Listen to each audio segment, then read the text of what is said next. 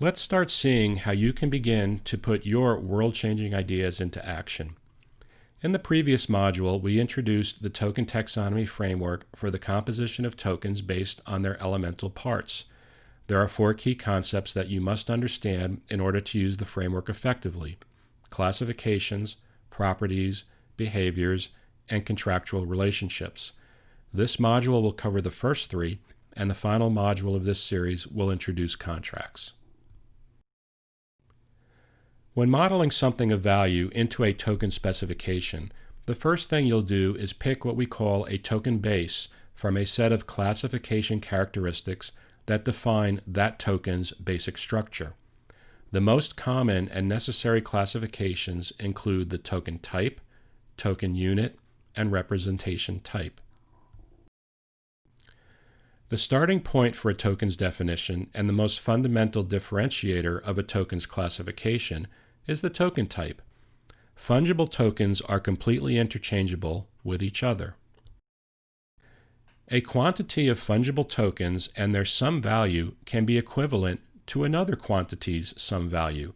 For instance, physical currency is fungible, so a $1,000 stack of 10 $100 bills has the same value as a pile of 100,000 cents. Currency tokens would work the same way. Non-fungible tokens are not interchangeable with other tokens of the same type, as they typically have different values. A car title is a good example. The title to a 1971 Ford Pinto does not have the same value as one for a 2019 Porsche 911. Baseball cards, comic books, and works of art are similar examples. Having chosen a token type, we next need to specify if there are any quantity or division restrictions for the token. This is defined by the token unit. Fractional tokens are divisible, meaning, for example, that a token representing 1 unit of value could be replaced by 5 tokens representing 0.2 units of value each. We've previously seen the fractional nature of currency tokens. Other good examples include tokens representing measured solids and liquids that can be subdivided. Certain items of value make no sense to be represented by subdivided portions, so they would be defined with a token unit of whole to show that they are indivisible and can only be whole numbers. Examples include shopping loyalty points, inventory items, or SKUs, which are all treated as whole because fractions of these items make no sense. The singleton token unit defines a token where there can be one and only one. It is fully unique. Should anyone ever wish to tokenize the Mona Lisa, that would be a singleton token because it represents something unique that will never be subdivided or have shared ownership. Finally, we need to understand how things like balances and other value settings are stored. This is specified by the representation type. Common tokens share a single set of properties, are not distinct from one another, and have balances recorded in a central place. These tokens are simply represented as a balance or quantity attributed to an owner's address where all the balances are recorded on the same balance sheet. Common tokens are like money in a bank account. Unique tokens have their own identities, can have unique properties, and be individually traced. Unique tokens are like money in your pocket.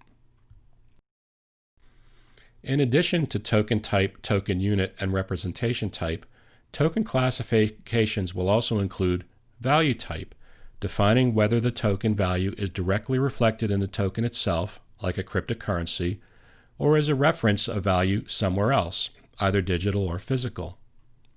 Supply denotes how many token instances a token class can have during its lifetime, and template type allows for the modeling of more complex business use cases where tokens can have children tokens. Moving on from classifications, properties of a token are used to define the information or data a token contains about itself and how it records its activities. Some properties are set when the token is created, while others are set and updated over a token's lifetime. How a property is set determines what type of property it is. Non-behavioral properties can be set independently from a token's behavior. Good examples of non-behavioral properties are serial numbers and SKUs. Think about it. If you change the SKU of a green t-shirt, its behavior has not changed. It's still a green t-shirt. Behavioral properties change as the result of a calculation or logic that is permitted as part of the token's definition. Consider that all tokens have an owner. Your token may include properties that contain information about the current owner, such as address and phone number. If the token is defined with the transferrable behavior, more on this in a moment, and it is transferred from one owner to another, then these behavioral properties will be changed as part of the transfer. Now, we just noted that some properties can be set independently of behaviors and some are set as part of behavioral execution. Behaviors, then, are the capabilities of or restrictions against a token or set of tokens. Behaviors are the very business-oriented aspects of a token's definition and usually have well-understood implementations in traditional transactional systems. There are many behaviors defined in the Token Taxonomy Framework, and new ones are being added all the time. For the purposes of this module, we will just look at two of them. We have, in fact, already introduced the transferrable behavior, which provides a token owner the ability to transfer ownership to another party or account. Currency tokens would likely be defined with the transferrable behavior.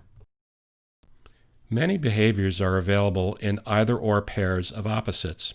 As the pairwise opposite of transferrable, a token could be defined with non-transferrable behavior. Any item of value that cannot change ownership once created, such as an airline ticket, would be defined with this behavior. To see how these choices all come together to form a composed token, consider how you might then define a set of tokens to represent $100 US bills. These would be fungible, as any $100 bill is equivalent to another. Unique properties for these bills, such as serial numbers, are non-behavioral. The bills can be subdivided into smaller bills or coins, they are interchangeable with each other, and they are minted under some form of supply control, as defined by the issuing authority.